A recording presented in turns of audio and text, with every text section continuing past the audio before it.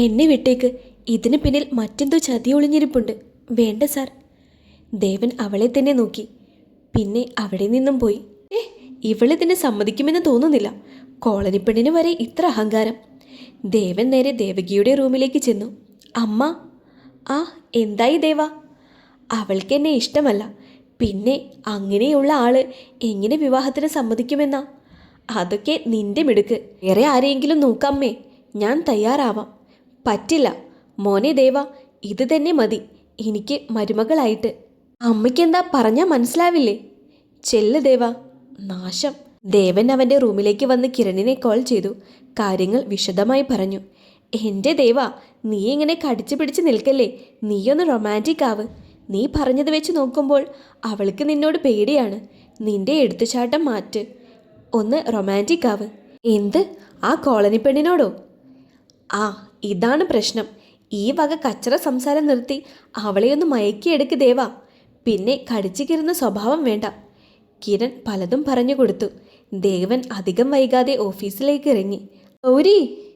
മനുഷ്യൻ്റെ താഴെ നിന്നും മുകളിലേക്ക് ഒരു അലർച്ചയായിരുന്നു. ആ! രണ്ടാം നിലയിൽ നിന്നും ഗൗരി താഴേക്ക് നോക്കി. എൻ്റെ കൂടെ ഓഫീസിലേക്ക് വാ. എൻ്റെ PA ലീവാണ്. അവൾ ദേവികയെ നിസ്സഹായ അവസ്ഥയോടെ നോക്കി. ചെല്ല് മോളെ, ദേവിക അവളോട് പറഞ്ഞു. പതിയെ അവൾ ആ മനുഷ്യൻ്റെ സ്റ്റെപ്പുകൾ ഇറങ്ങി ദേവൻ്റെ അടുത്തേക്കെത്തി. ആ വലിയ ആഡംബരക്കാരൻ്റെ ഫ്രണ്ട് സീറ്റിലെ ഡോറ് ദേവൻ അവൾക്ക് വേണ്ടി തുറന്നു. ഇത് കണ്ടുകൊണ്ട് മനുഷ്യൻ്റെ മുകളിൽ ദേവിക നിൽപ്പുണ്ടായിരുന്നു. അവൾക്കിതെല്ലാം കണ്ട് ചിരി വരുന്നുണ്ടായിരുന്നു.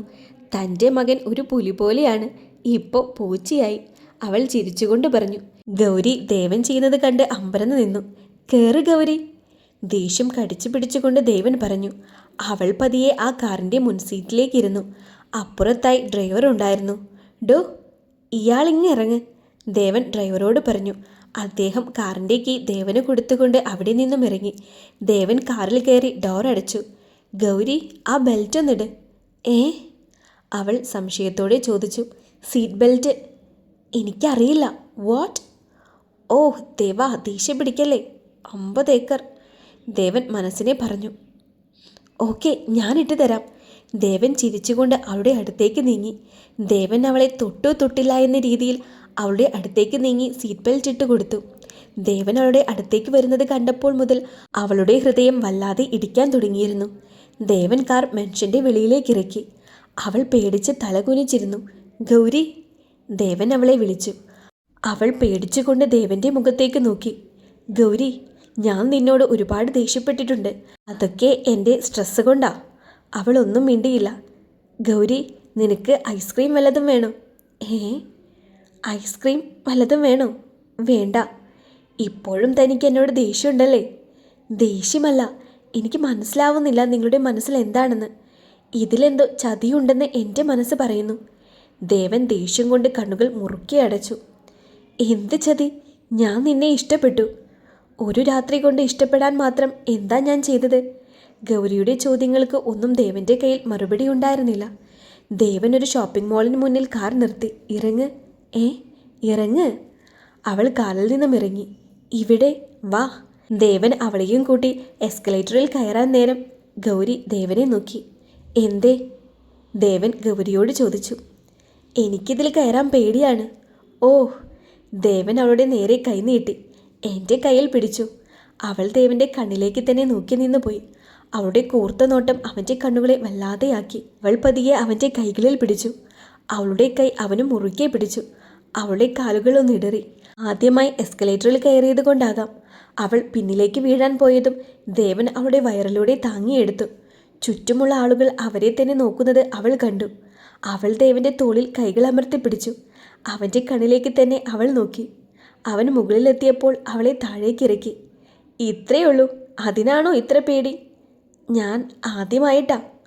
ഞാൻ സ്റ്റെപ്പ് വഴിയാ കയറാറ്. ഓ വാ. ദേവൻ അവളെയും കൂട്ടി ഒരു ഐസ്ക്രീം പാർലറിൽ കയറി. നിനക്ക് എന്താ വേണ്ടേ? അറിയില്ല. അവളുടെ മറുപടി കേട്ട് ദേവൻ ചിരിച്ചു. ഓക്കെ, ഞാൻ ഓർഡർ കൊടുത്തിട്ട് വരാം. അവൾ ദേവൻ പോയത് നോക്കി നിന്നു. ഇതിൽ മറ്റെന്തോ ഉണ്ട്. ഒരു രാത്രി കൊണ്ട് എന്നെ സ്നേഹിക്കാൻ ഇങ്ങേർക്ക് പറ്റില്ല, അതും ദേവന്. ഇനി ശരിക്കും ഇഷ്ടാവോ? അവളുടെ ഉള്ളിൽ പല ചിന്തകളും കടന്നുകൂടി. ഗൗരി, ആലോചിച്ചിട്ട് മതി. അത് ദേവനാണ്. ഒറ്റയടിക്ക് വിശ്വസിക്കരുത്, അവൾ മനസ്സിലുറപ്പിച്ചു. അല്പം നേരം കഴിഞ്ഞ് ദേവൻ ഐസ്ക്രീമും വാങ്ങി അവളുടെ അടുത്തേക്ക് വന്നു. ദാ കഴിക്കേ. അവൾ സ്പൂണെടുത്ത് അവനെ നോക്കി. ദേവനും കഴിക്കാൻ തുടങ്ങി. പക്ഷേ അവളെ നോക്കുന്നുണ്ടായിരുന്നില്ല. അങ്ങേരെന്താ നോക്കാത്തത്? ഗൗരി, ആ, ഞാൻ പറഞ്ഞ കാര്യം ആലോചിച്ചു. എന്ത്? നമ്മുടെ വിവാഹം. ഒറ്റയടിക്ക് ഞാൻ എങ്ങനെയാ പറയാ? ഓക്കെ, 2 ദിവസം സമയം തരാം, ആലോചിക്ക്. ഒരു വിവാഹം വേണോ എന്ന് ആലോചിക്കാൻ 2 ദിവസം മാത്രം ടൈം തന്നാൽ എങ്ങനെയാ? പരുങ്ങിയ ശബ്ദത്തിൽ അവൾ ചോദിച്ചു. ദേവൻ തലയൊന്ന് ചെരിച്ചുകൊണ്ട് മുറുമുറുത്തു. ഓക്കെ, നിന്റെ ഇഷ്ടം പോലെ. എത്ര ടൈം വേണം? അതെങ്ങനെയാ പറയുക? ദേവൻ തൻ്റെ ദേഷ്യം പുറത്തേക്ക് വരാതെ കൺട്രോൾ ചെയ്യാൻ ഒരുപാട് കഷ്ടപ്പെട്ടു. അവൾ ദേവൻ്റെ കണ്ണുകളിൽ അവളോടുള്ള ദേഷ്യം കണ്ടു. എന്തിനാ ഇങ്ങനെ ദേഷ്യം കടിച്ചമർത്തുന്നത്? നിങ്ങൾ മാറില്ല ദേവൻ സാർ. എന്നെപ്പോലെ ഒരു പെണ്ണിനെ കെട്ടാൻ നിങ്ങൾക്ക് കഴിയില്ല. ഞാൻ പറഞ്ഞില്ലേ ഇതിലെന്തോ ചതിയുണ്ടെന്ന്. ലുക്ക് ഗൗരി, ഇതിലെന്ത് ചതിയുണ്ടെന്നാ നീ പറയുന്നത്? എനിക്ക് നിന്നെ ഇഷ്ടമായി, അതാണോ ചതി? അല്ല ദേവൻ സാർ, ഒറ്റ രാത്രി കൊണ്ട് എന്നെ സ്നേഹിക്കാൻ എന്താ ഉണ്ടായത്? ദേവൻ ഒരു ദീർഘനിശ്വാസം വലിച്ചു വിട്ടു. ടേബിളിൽ നീട്ടിവെച്ചിരുന്ന അവളുടെ കൈ അവൻ പിടിച്ചുകൊണ്ട് പറഞ്ഞു. ഒരു പ്രപ്പോസൽ എങ്ങനെ ചെയ്യണമെന്നൊന്നും ഈ ദേവൻ അറിയില്ല. എനിക്ക് നിന്നെ ഇഷ്ടമാണ്. ദേവൻ അവളുടെ കൈ മുറുകെ പിടിച്ചു പറഞ്ഞു. എങ്കിലും അവളുടെ മനസ്സിൽ സംശയങ്ങളുണ്ടായിരുന്നു. അധികം വൈകാതെ അവർ അവിടെ നിന്നും ഇറങ്ങി. അവൾ അറിയാതെ തന്നെ കാറിൽ കിടന്നുറങ്ങിപ്പോയിരുന്നു. ദേവൻ അവളെ അരോചകത്തോടെ നോക്കി. ഇവൾ ആരാന്നാ ഇവളുടെ വിചാരം? അവളുടെ ഒരു... ദേവൻ പിറുപിറുത്തു. എന്തായാലും നനഞ്ഞു, ഇനി കുളിക്കാം. ദേവൻ കാറിന് നേരെ ഒരു ഡ്രസ് ഹണ്ടിലേക്ക് തിരിച്ചു. പതിയെ അവളെ തട്ടി ഉണർത്തി. അവൾ പതിയെ കണ്ണുകൾ തുറന്നു. ഗൗരി, ഇറങ്ങ്. ഇവിടെ? സംശയത്തോടെ അവൾ തിരക്കി. എന്തൊക്കെ അറിയണം കോളനിക്ക്? അവൻ മനസ്സിൽ ദേഷ്യത്തോടെ പറഞ്ഞു. വാ, ഇറങ്ങ്. ദേവൻ അവളെയും കൂട്ടി അകത്തേക്ക് കയറി. എന്താ സാർ വേണ്ടത്? സെയിൽസ് ഗേൾ തിരക്കി. ഇയാൾക്ക് പറ്റിയ ഡ്രസ്സ്. ഓക്കെ സാർ, മുകളിലാണ്. ദേവൻ അവളെയും കൂട്ടി മുകളിലേക്ക് കയറി. ലിഫ്റ്റിൽ കയറിയതും അവൾ അറിയാതെ ദേവൻ്റെ കൈകളിൽ മുറുകെ പിടിച്ചു. ദയനീയമായി ദേവനെ ഒന്ന് നോക്കി. പേടിച്ചിട്ടാ? അവൾ അവൻ്റെ കണ്ണിലേക്ക് നോക്കിക്കൊണ്ട് പറഞ്ഞു. ദേവനൊന്ന് ചിരിച്ചു. ഉള്ളിൽ ദേഷ്യമുണ്ടെങ്കിലും ചില നേരം അവളുടെ നോട്ടം അവനെ വല്ലാതെയാക്കും. മുകളിലെത്തിയതും ദേവൻ അവൾക്ക് വേണ്ട ഡ്രസ്സുകൾ സെലക്ട് ചെയ്യാൻ അവളോട് പറഞ്ഞു. ചുരിദാറാണ് അവളുടെ വേഷം. ഗൗരി, ഈ മോഡൽ വേണ്ട, എനിക്കിങ്ങനെയാണ് ഇഷ്ടം. നീ അവിടെ പോയി ഇരിക്കെ, ഞാൻ എടുക്കാം. ദേവൻ ഏതാനും നേരം കൊണ്ട് ഒരുപാട് വസ്ത്രങ്ങൾ വാരിക്കൂട്ടി. ഇങ്ങ് വാ, ഗൗരിയെ വിളിച്ചു. എല്ലാം അവൾക്ക് കറക്റ്റാണ്. എന്നാലും അവൾ ഇതുവരെ ഇടാത്ത മോഡലായിരുന്നു അതൊക്കെ. അവൾ പതിയെ പ്രൈസ് കാർഡ് മറിച്ചു നോക്കി. വലിയോടെ അവൾ എൻ്റെ അമ്മേ എന്ന് പറഞ്ഞു. എന്നിട്ട് ഡ്രസ്സ് അവിടെ തന്നെ വെച്ച് സ്റ്റാച്യു പോലെ നിന്നു. എന്താ? അവളുടെ മാറ്റം കണ്ട് ദേവൻ തിരക്കി. ഇതെന്താ ഇത്ര റേറ്റ്? റേറ്റ് നോക്കണ്ട. ഏയ്, എനിക്കിത്രയും വിലയുടെയൊന്നും വേണ്ട. 50 ഏക്കർ കിട്ടാൻ കുറച്ച് മുടക്കിയാലും കുഴപ്പമില്ല, ദേവൻ പറഞ്ഞു. സാറ് എന്തേലും പറഞ്ഞോ? ഏയ്, ദേവനെല്ലാം ബിൽ ചെയ്യാനായി കൊടുത്തു. സാർ, എനിക്കിത്രയും വിലയുടെയൊന്നും വേണ്ട. ഷ്. ദേവൻ ചുണ്ടിൽ വിരൽ വെച്ച് അവൾക്ക് നേരെ താഴ്ന്നുകൊണ്ട് പറഞ്ഞു. ഇനി അമ്മയ്ക്ക് എടുക്കാം. സാരികൾ നോക്കുന്നതിനിടയിൽ അവൾ ഒരു സാരി ദേവന് കാണിച്ചു കൊടുത്തു. ഇതെങ്ങനെ ഉണ്ടാകും? അമ്മയ്ക്ക് ചേരുമോ? പിന്നെ ദേവിക മാമിന് എന്തും ചേരും. എൻ്റെ അമ്മയ്ക്കല്ല, നിൻ്റെ അമ്മയ്ക്ക്. ഏയ്, എൻ്റെ അമ്മയ്ക്കോ? ഇങ്ങേരത് എന്തോ കാര്യത്തിലാണ്. കുറച്ചു നേരം കഴിഞ്ഞ് അവൾ മാൻഷനിലേക്ക് എത്തി. അവളുടെ മുഖം പോയതുപോലെ തന്നെയായിരുന്നു. ദേവിക അവളെ റൂമിലേക്ക് വിളിച്ചു. എന്താ മോളെ, ഇപ്പോഴും മുഖം കടന്നൽ കുത്തിയ പോലെ? എനിക്ക് പേടിയാവുന്നുണ്ട്. ഇതിൽ മറ്റെന്തോ ഉദ്ദേശമില്ലേ? ഇല്ല മോളെ, എനിക്ക് മോളെ ഇഷ്ടമായി. ഞാൻ അവനോട് പറഞ്ഞു, അവനും കുഴപ്പമില്ല. ഇനി മോളങ്ങ് സമ്മതിക്കേ. ദേവിക ഗൗരിയുടെ മുഖത്ത് പിടിച്ചുകൊണ്ട് പറഞ്ഞു. എനിക്ക് പേടിയാവുന്നുണ്ട്. എന്തിന്? നിനക്കെല്ലാത്തിനും സപ്പോർട്ടായി നിൽക്കുന്ന അമ്മായിയമ്മയായി ഞാനുണ്ടാകും. മോളൊന്ന് സമ്മതിക്കേ. മാം, ദേ മോളുടെ അമ്മ എൻ്റെ കൂട്ടുകാരിയാ. ശരിയാ മാം, ആരും ചെയ്യാത്ത സഹായവും ചെയ്തു തന്നില്ലേ?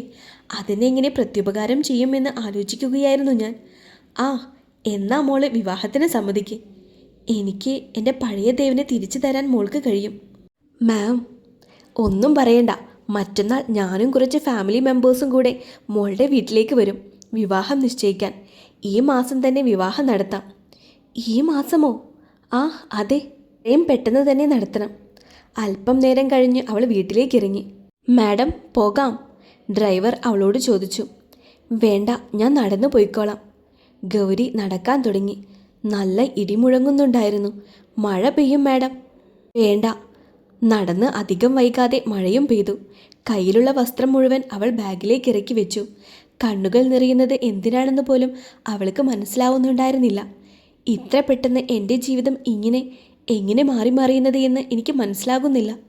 ഇന്നലെ വരെ എന്നെ കടിച്ചു കീറാൻ നിന്ന ദേവൻ സാർ ഇന്ന് എന്നെ സ്നേഹിക്കുന്നു എന്ന് പറയുന്നു. കണ്ണുനീർ തുള്ളികൾ മഴയിൽ അലിഞ്ഞു ചേർന്നു. പെട്ടെന്ന് ഒരു കാർ അവൾക്ക് നേരെ വന്ന് നിർത്തി. അതിൻ്റെ ഗ്ലാസ് താഴ്ത്തിക്കൊണ്ട് അവളെ നോക്കി. കയറ്, ഞാൻ കൊണ്ടുപോയാക്കാം. മറ്റാരുമല്ല, ദേവനായിരുന്നു അത്. വേണ്ട സാർ, ഞാൻ പൊക്കോളാം.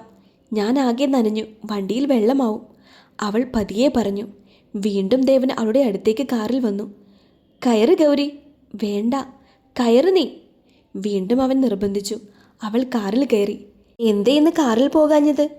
ദേവൻ അവളുടെ മുഖത്തേക്ക് നോക്കി. അപ്പോഴാണ് അവളുടെ കണ്ണുകൾ അവൻ ശ്രദ്ധിച്ചത്.